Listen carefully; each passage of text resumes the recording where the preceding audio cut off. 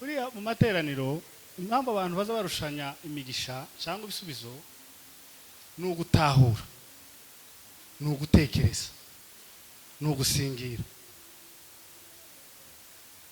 cyane. Haleluya. Ariko abantu ugasanga ko baratonika ibintu ntibaba babyinjiramo neza, basirimba ntiyirekure ngo ashike ko ubona karatonika ibintu undi karifata afite ibyubahiro biremereye ni nka kujya kwidongo neza ukubita hasi kameneka cyane. Haleluya. Hari indirimbo yo kuramya Imana, mutambuke mu ndirimbiro bukeya ngira dukomeze ijambo ry'Imana.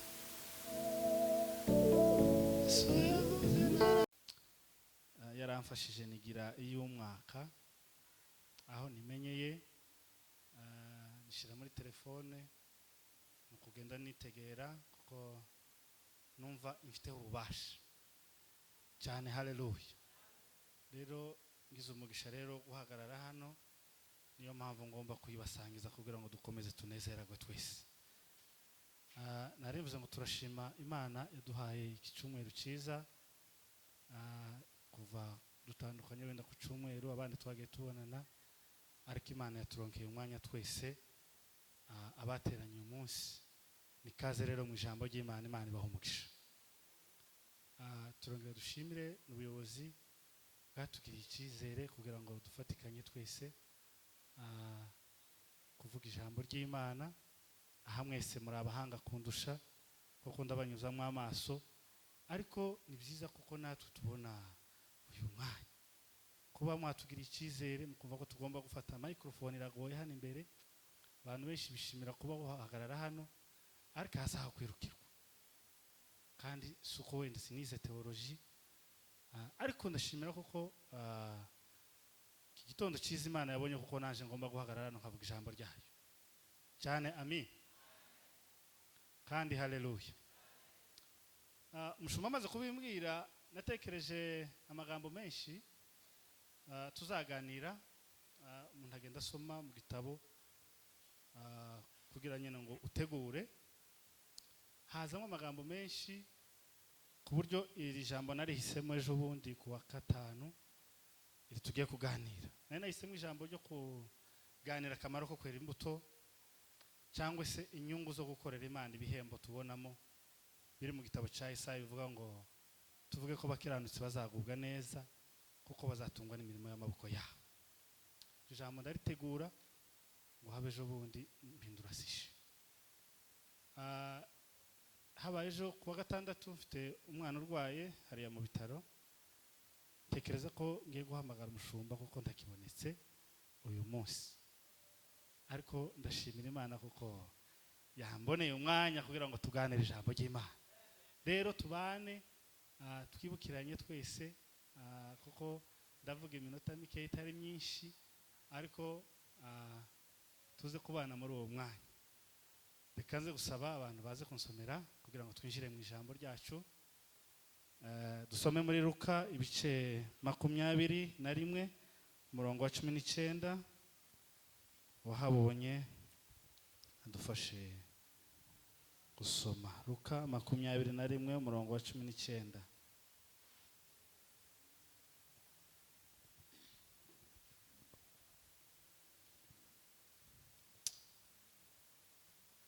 Dusome Luka ibice 21 umurongo wa 19. Haravuga ngo nimwihangana muzakiza ubugingo bwanyu. Amen cyane. Haleluya. Kwihangana ni ryari tubwira umuntu ngo yihangane?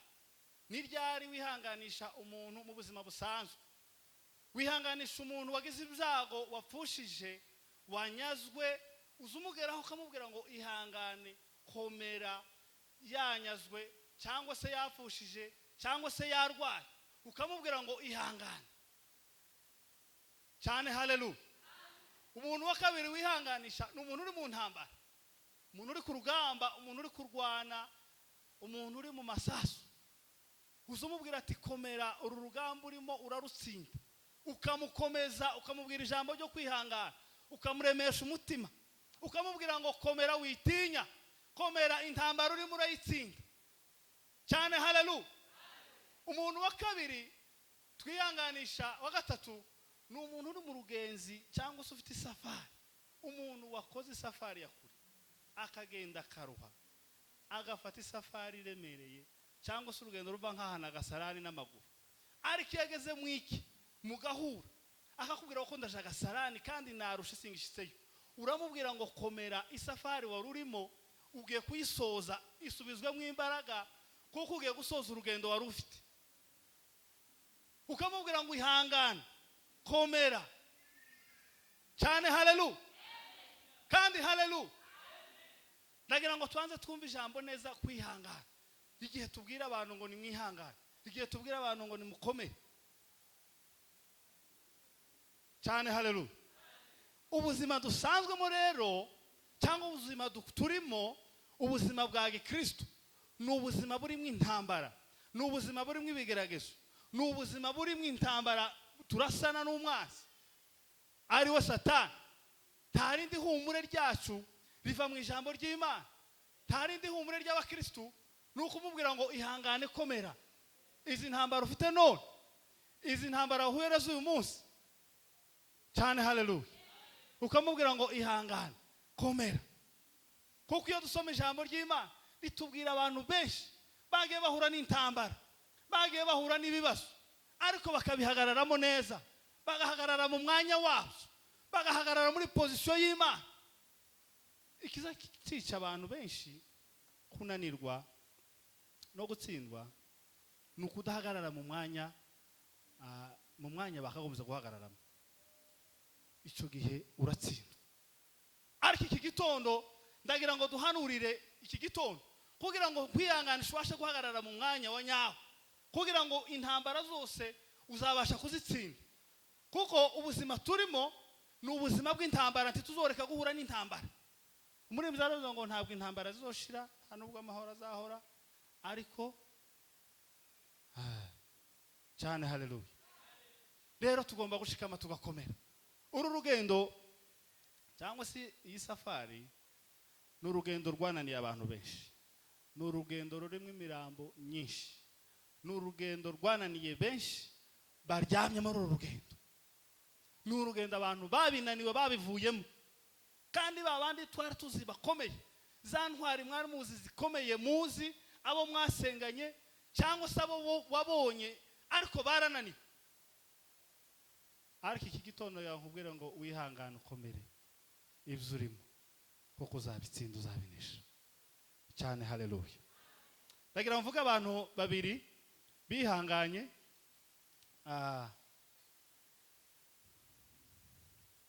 Umuntu wa mbere dukuraho urugero rwo kwihangana ni Yesu. Yesu yihanganiye umusaraba kuko wari uremereye, nkuko abaririmbyi bavuze hano. Yohana amaze kubibona neza ari harako kagwa, abura umuntu n'umwe, ngo mu ijuru habura n'umwe, mu isi habura n'umwe, n'ikuzimu ngo habura n'umwe. Ariko ngo marayika aramubwira ngo humura, witinya, intare y'umuryango wa Yuda cyane. haleluya. Yesu ngo agerana n'abigishwa i Getsemani, yarababwiye ngo dusenge, arabasiga ngo aja gusenga, ngo agaruka asanga basinziriye. Kubera ukuntu yarebaga igikombe cyari kimuri imbere, cyari kiremereye, nawe yareka bibona, abona biraremereye. Kuko araho yasenze aravuga ngo data, nimba bishoboka iki gikombe kindenga. Kuko yabonaga kirimo imibabaro myinshi, yabonaga agahinda kenshi, yabonaga uburyo agiye gushinyagurirwa ku musaraba. Aravuga ngo nimba bishoboka, ariko aravuga ngo ntibibe uko nshaka, ahubwo bibe uko ushaka. Niyo mpamvu rero iyo dusomye ijambo ry'Imana rigomba kuza ridukomeza mu gihe twatoye inzira, twahamagawe tukabihagararamo neza cyane. haleluya. Dusomye amakuru ya Yobu, nayasomye mu gitondo, ndayamanuka cyane. Yobu ngo Imana yamugize inshuti, imugira inkoramutima. Nshobora kuba inshuti ya Harera, ariko atari inshuti magara, ibyo ntibibaho. Ariko Imana yagezaho yirata ubushuti bwa Yobu. Imana ihura na Satani iramubwira ngo se wabonye umukiranutsi wanje yo ariko satani kuko ari umuriganya atekereza ku bintu yari afite, atekereza ubutunzi bwiwe. Nico gihe Imana yamubwiye ngo genda ndabiguhaye, ariko singuhaye umutima we, singuhaye ubugingo bwe. Bwana asifiwe. Ngo umbisikaze kavuga ngo bya bintu narindagiye byashize n'abagaragu bose nije warokotse jenyine. Undi akaza akavuga ngo ibintu nari mfite byose byashize babinyaza ibindi nije wasigaye jenyine. Kugeza bamubwira ngo n'abana bawe inzu yaje, inzu yabakundukiye bose. Cyane haleluya, cyane haleluya. Ariko yo baravuga ngo gukiranuka kwanje ndagukomeje, ntacu umutima wanje uzanshinja nkiriho. Yo babihagararamo neza, arihangana arakomera, aravuga ngo gukiranuka kwanje ndagukomeje, ntacu umutima wanje uzanshinja nkiriho. Ariko abakristo ba none turimo guhura n'intambara ntoya zikadukura mu byizerwa, zigatuma umuhamagaro wari ufite. Ugatekereza uyu muntu uko mubona bitandukanye nuko n'ibintu bitangaje. Kantu gatoya cyane ubu nyine karimo kwamba kaguhindura kakakukuraho. Ubu nyine dushobora kugenda waje mu kindi gihugu ukaba wosa n'ico gihugu, cyangwa se ukaba woshaka gusa n'abandi, cyangwa ugashaka kwifuza kuba womera nk'abandi. Cyane haleluya. Paulo yabivuze neza, aravuga ngo se niki cyadutandukanya n'urukundo rwa Kristo? Ni ibyago nyabaki duhura nabyo bishobora gutuma tuva mu byizere. Niki cyadutandukanya n'urukundo rwa Kristo? Nama kuba aremereye ate yatuma tuva mu gakiza? Niki cyadutandukanya n'urukundo? Ni ize ntambara ufite ziri mu gutuma utabasha guhagarara umwanya wawe, ziri mu gutuma uta igicaniro wari ufite, utagisenga ko wasengaga. Ni ize ntambara uhura nazo ziri mu gutuma utakaza ubwami bw'Imana. Kandi ubwami bw'Imana buraharanirwa. Ubwami bw'Imana si ubw'amagambo, ubwami bw'Imana. Cyane haleluya. Rero twihangana, nta cyadutandukanya n'urukundo rwa Kristo, nta cyadutandukanya n'urukundo rwa Kristo. Cyane haleluya, cyane haleluya. Abrahamu Imana imaze kumuhamagara yamubwiye gusiga igihugu cyabo, gusiga umuryango wabo, gusiga abavandimwe. Iramubwira ngo genda uje mu gihugu nzakwereka, nzaguhindura ubwoko bukomeye. Kandi nta mwana yari afite, kandi Abrahamu imyaka yari afite yarageze mu myaka 100, n'umugore we yari afite imyaka 90. Ariko yihanganiye ikigeragezo cyo kutabyara. Kwihangana, hari intwari nyinshi zihanganye. Ikibuga dukiniramo ni ikibuga cyakiniwemo n'abantu bashobora kuza kubwira ngo iki kintu ntushobora kukizana kuko hari wakinyuzemo, hari wanyuze muri izi ntambara, ariko arihangana. Cyane haleluya. Kuko Imana yaramubwira ngo nzakugihindura ubwoko, nzaguha umugisha, nzagukorera ibi, nzagukorera ibi. Yamubwira ngo sohoka urebe inyenyeri, uruzaho rwawe uko ruzangana, ja ku nyanja. Ariko adafite umwana, ariko arihangana. Cyane haleluya. Kwihangana kwacu tube mu mwanya ukwiriye, tube mu mwanya w'Imana. Asifiwe Yesu. Tuvuge kandi haleluya, cyane haleluya, cyane kandi haleluya. Hari ibintu 7 kwihangana bitera. Ikintu cya mbere, kwihangana kutuzanira kunesha. Hagino somera Abaroma ibice 5 umurongo wa 4. Kwihangana gutera kunesha. Ibintu 7 bituma uwihanganya ageraho. Iyo umuntu yihanganye azanesha. Iyo umuntu yihanganye mu kintu yararimo arwana nacyo azakinesha. Abaroma ibice 5 umurongo wa 4.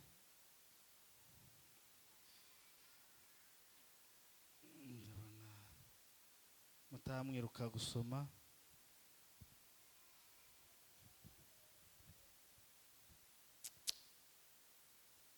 Ibice 5 Abaroma Umurongo wa 4. Yego.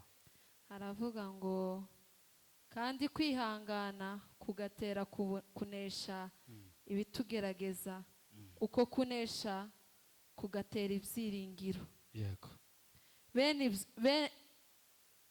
Bene ibyo byiringiro tibikoze isoni, kuko urukundo rw'Imana rwasabye mu mitima yacu kubw'umwuka wera twahawe. Niyo. Rekeraho. Haravuga ngo uko kwihangana gutera kunesha, kutuzanira kunesha. Iyo umuntu yihanganye azanesha ibimugerageza byose, ibimuremerere byose, ibimubuza ibyari bimubujije amahoro. Ndagira ngo bitangarize kino gitondo cyiza cyane. Haleluya. Ni wihangana uraba umuneshi, uraba umutsinzi. Icya kabiri, kwihangana kutugeza ku masezerano. Kwihangana kutugeza ku masezerano. Iyo umuntu yihanganye azagera ku masezerano. Tiwogera ku masezerano utarihanganye, utarabaye gusafaringi, ugere mu bikomeye, ugere mu bintu biremereye. Ariko iyo wizeye, ukizera icyo ijambo ry'Imana rivuga, ugahagarara mu mwanya ukwiriye, uzugera ku masezerano. Hagira dusomera Abaheburayo 6:15. Twumve ukuntu kwihangana kutuzanira ku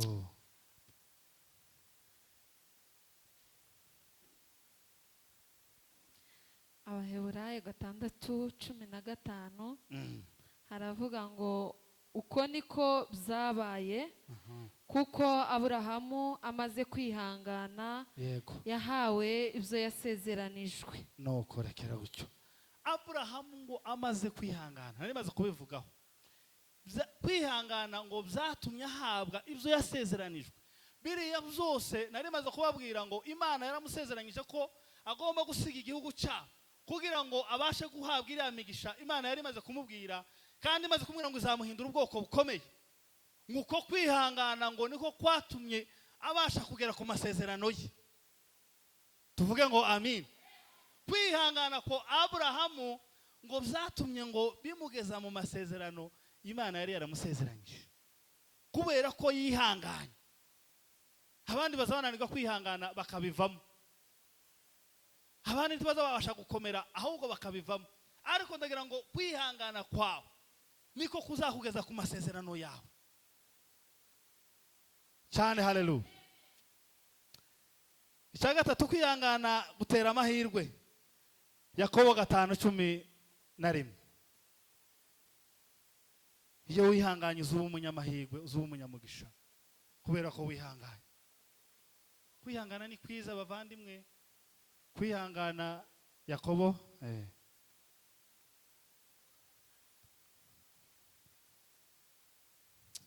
5:11. Aravuga ngo mwibuke yuko abihanganye tubita abanyehirwe. Yego. Mwumvise ibyo kwihangana kwa Yobu. Yego. kandi muzi ibyo Umwami Imana yaherutse kumugirira, kuko ifite imbabazi nyinshi n'impuhwe. Amen.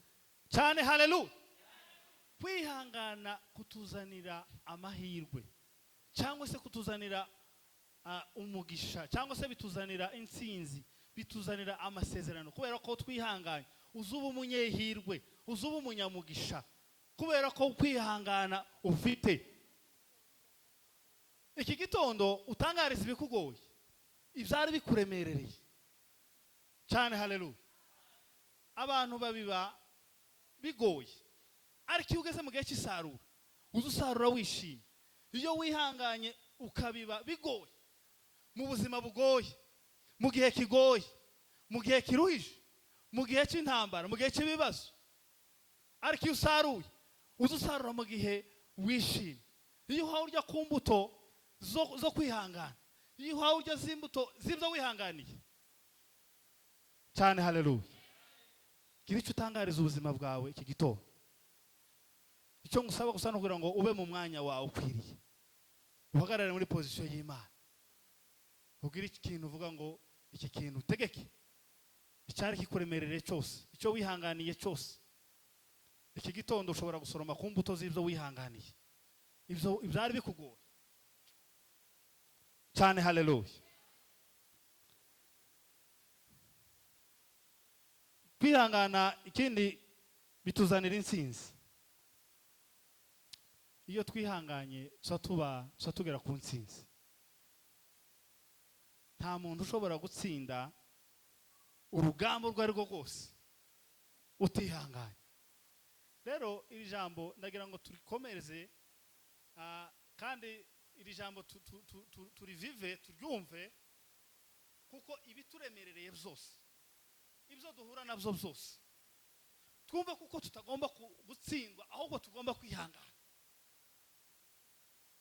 cyane. Haleluya. Nimba dushaka kugera aho tugera, nimba dushaka gutera intambwe, nuko dukoresha ijambo nanone tukihangana. Asifiwe Yesu cyane, asifiwe Yesu. Cya gatanu, kwihangana biduhesha kwambikwa ikamba. Iyo umuntu yihanganiye byose hari ishimwe uzuhabwa, uzawambikwa ikamba, uzugororerwa ukambikwa ikamba. Na Bibiliya ivuga ngo kuri uriya munsi wa nyuma tuzambikwa ikamba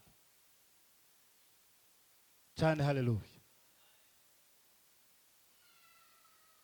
Nukuri nimba zacu nizo yishizeho, imibabaro yacu niyo yikoreye, ariko twebweho twatekereje yuko yakubiswe n'Imana Data, kandi yazize ibyaha byacu. Yakubiswe n'Imana Data, kandi yazize ibyaha byacu. Ibikugoye iki gitondo bisezerere cyane. Haleluya cyane. Haleluya. Ni wihangana uzambikwa ikamba. Yari ikamba dubikiwe. Bibiliya ivuga ngo iby'amaso atarabona, ibitagaragara, ibyo tutarabona, ibyo ni Imana yabikiye abayikunda, yabikiye abana bayo. Ibyo nibyo yabikiye abayikunda. Ni amakamba rero atangirika cyane. Haleluya. Ejo naho nkurikirana umuhango wa Kabuye, sanga buriya umuntu nta muntu ukomeye ubaho. Ntagire umuntu uzo kubesha ngo arakomeye, cyangwa se ngo nta muntu ukomeye. Hakomeye ibikorwa biri. Yesu uri muri wowe ni ukomeye, ni ugukoresha ibikomeye by'ubutwari, kuko imirimo yawe yonyine ni izisiga, ni nkayikomeye, kubera ko ibikorwa nabonye yakoze abikora mu kwicisha bugufi n'urukundo, nibyo bikomeye kuruta we. Kuko kubuzukana n'umuntu akagaruka ari umurambo, nta muntu ukomeye ubaho. Niyo mpamvu rero Imana yatubikiye amakamba atangirika. Tureke kubivamo, tureke kunanirwa, tureke gucogora, kugira ngo kuri uriya munsi tuzambikwe ikamba cyane. Haleluya cyane. Haleluya cyane. Haleluya. Hagarara gusa mu mwanya wawe, tegereza.